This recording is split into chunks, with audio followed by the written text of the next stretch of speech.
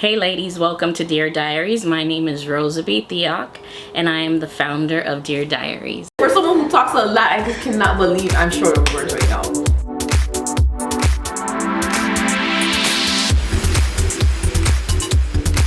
So have you ever questioned the existence of God? For me, like you've heard of God, you've heard people talking about God, you even think you believe in God. You even, you imagine what he's like.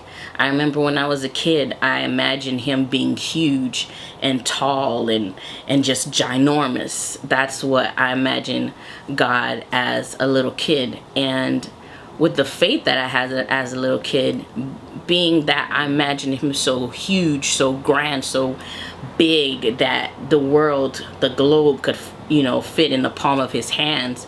I believed him to be a God who can do anything and crush me, things like that.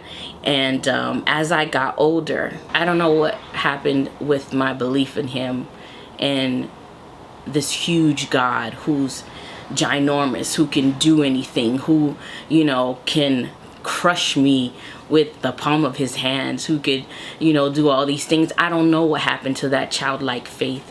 But as I got older, as I started thinking and becoming more intellectual, I started thinking about who God really is, and does he really exist? Or is it something that people just say that we need to believe in? I was raised in the Catholic religion. I was raised to go to church every Sunday, and so I knew God from the perspective of what I was taught, what my parents said about God. But as I got older, I didn't feel like I knew God for myself. I don't even think that was important to me either. As I was growing up, I used to go to I was very involved in music. That was my whole world. That, I would say, was my God, music. And I didn't acknowledge God's existence. I didn't think about him. I prayed, but not really effectively, not really believing that I was really doing something that God could really hear, or it was just something that I did. When God really became real to me was when my father passed away. But before he passed away, before my father passed away, I had encounters with God that I didn't know was God at the time.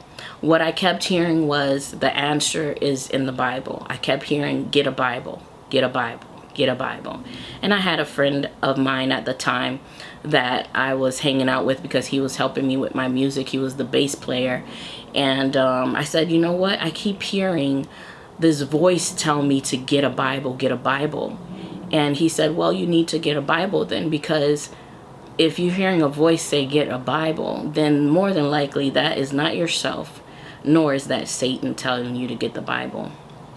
And so at the time, my father was in the hospital. He was in the hospital for a long time, a very, very long time, in a vegetative state.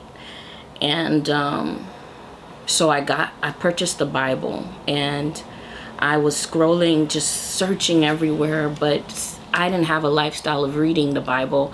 I didn't have a lifestyle of praying desperately or getting to know God. I didn't have a relationship with God, so I didn't know where to look in a Bible, and I didn't know who to call. I didn't know who, could help me. All I knew was God said that the answer is in the Bible. When that happened, I started changing. I started cutting things off. I had a boyfriend at the time, and I was like, no, I'm going to practice abstinence now, and cold turkey on him. And he had a hard time dealing with it. And I was very, very angry with why he couldn't understand. This is what the Bible said, and and I'm going to do it. I need to do this because I don't know if all the things that I'm doing has to do with my father, and if this is what God says in his word, then this is what I'm going to do. And I was very angry why he couldn't understand. It's all about his body and what he wants and everything. And that's how that part went. So fast forward, my dad ended up dying. And when he died, I was very upset. I was very upset. I was brokenhearted. I'm the type of person, I feel so much, but you really can't see the pain that I feel by looking at me. But my heart is broken. My heart is torn. And I didn't want to be here anymore. I didn't want to be on earth anymore. I just wanted to be in God's arms. Even though I was mad at him, I wanted to be with him. Figure that. I don't know why, but that's how I felt. And we had a visitor. I do want to say, before my father got sick, this is another thing that happened, was this same visitor visited us before. And he came, that was my first time seeing him. At the time, I didn't know he was a prophet. So that was my first time meeting a prophet, seeing the work of prophecy before my eyes. Like I said, I was raised in a Catholic church, so prophecy is not something that you would normally get to see in a Catholic church. I don't know if they do that elsewhere, but the church that I was in, that was unheard of. He was talking about things that God said would happen in our family. And he said that your daughter is one of your daughters, or me, I don't remember who it was, but she's going to do something that's going to make your mother so happy, so joyful, that she's going to be running around the house and just joyful and happy. And immediately when I heard him say that, I heard a voice say, "But your father will not be there to see it." I heard it so clear. I heard it so strongly, and I kept it to myself. And I didn't want to say anything about it, about what I heard. I never experienced that before, hearing voices and things like that, hearing voices so clearly. And I heard it, and I got so afraid, and I got so fearful, because why wouldn't my father be there? Why wouldn't he be there? And I thought, like, if I voiced it out, if I spoke it out, then it would happen. So I kept it inside, and I didn't say anything. And then that's when we found out that my dad blacked out, and he got into a car accident because he blacked out. And what happened was he had a tumor in his head, and it was probably there a long time ago, but it was growing now, and it started impairing his vision. And he was a cab driver, so he blacked out, and he hit a car. And my dad's cousin came to pray for him, and he prayed for him, and he gave a good word, and he said that, your dad will be okay. And I felt so relieved about it, and that I finally told everybody what I heard. So that's when the journey of my dad's passing started, and that's how it started for me. So fast forward, the same visitor came, and he came to the house, and I didn't want to talk to him. I didn't want to even be in the room with him, not because I was upset with him. I just didn't want to be around anybody. And out of respect for my mother and how we were raised, that if people, come over and want to see us, that we would have to be there and sit and be polite and everything. So I was there. I sat in the corner against the wall, and he was sitting beside me, and he was praying, and he was speaking and saying the things that God was saying to him. And I closed my eyes. I didn't want to be a part of what was going on. I didn't want to hear what God was saying. Like I said, I just wanted to be in God's arm. I wanted to be off this earth. I wanted to be away from the pain that I was feeling about the death of my father. And So I closed my eyes and I started imagining myself going up through the roof. I could see the roof that I was going through it. I seen the top of the roof.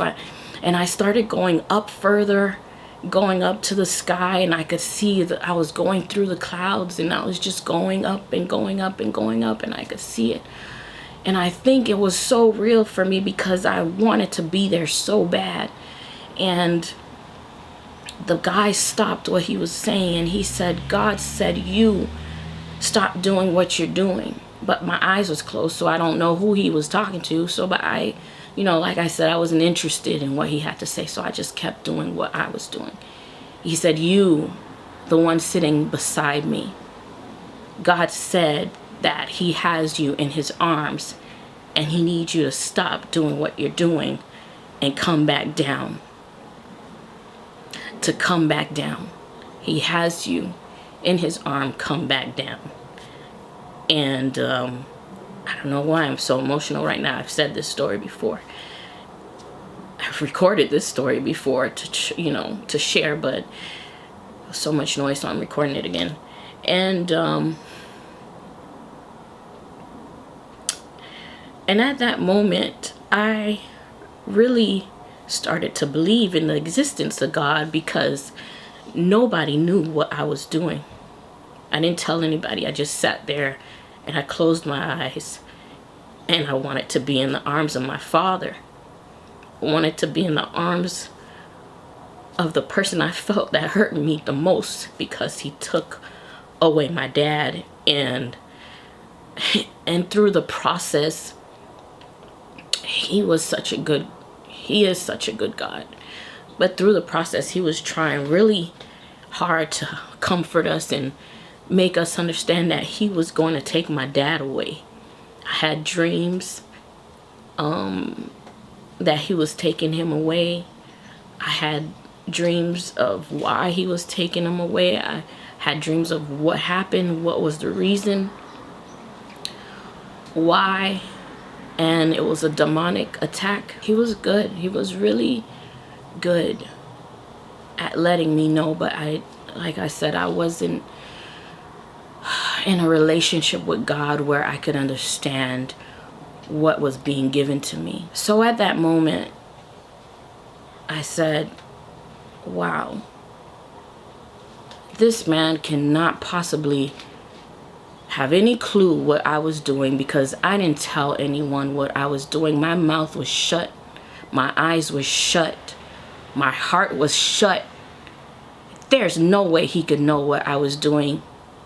But God gave him clarity, and God spoke through him to tell me, hey, daughter, I am here. I am alive. I'm a true God.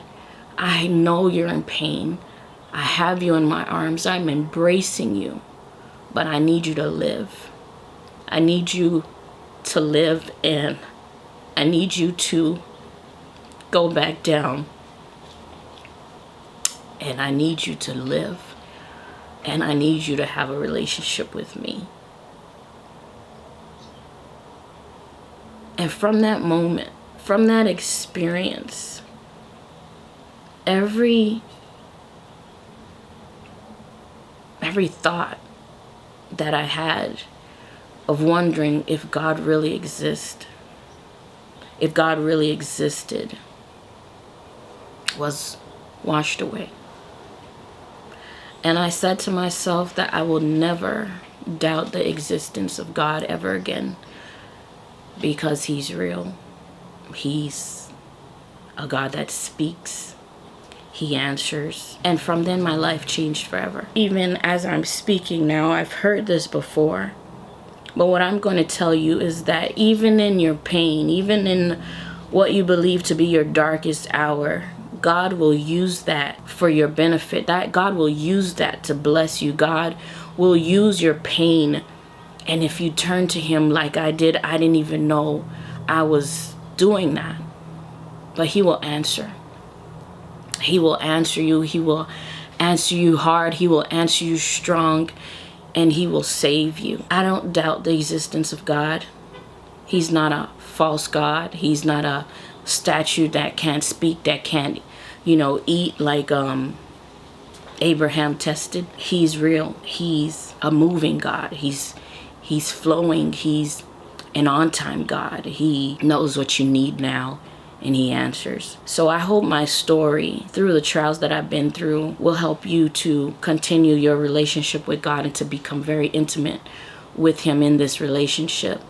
Because it's through that relationship, through the intimacy of that relationship, will you get to see the different faces of him? Will you get to see the depth, the height, and the width of how much his love covers you, how much he's so in love with you? Though we have to go through pain of deaths with our families and loved ones sometime, God will comfort you.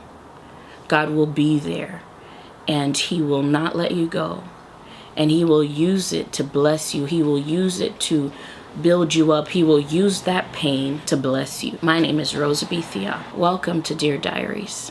Please share this with your friends. Please let them know that God is speaking. The God is supernatural. God is intimate. He's an intimate God, and he wants to share that with you. Bye. Hey, we have more videos on Dear Diaries for you to experience and hear about the supernatural God that we have. I believe that even when you hear my story, you will feel the Spirit of God quickening around you, or quickening in your own spirit, or even bringing forth an encounter with you. I believe that he is going to show you who he is, show you about the kingdom of God. And if you are open to it, he will rock your world, and he will bring you into an extraordinary life in his kingdom. Please share this page. Please talk about Dear Diaries. Please share Dear Diaries. Please like and subscribe. And let's continue this journey in God's supernatural awesomeness.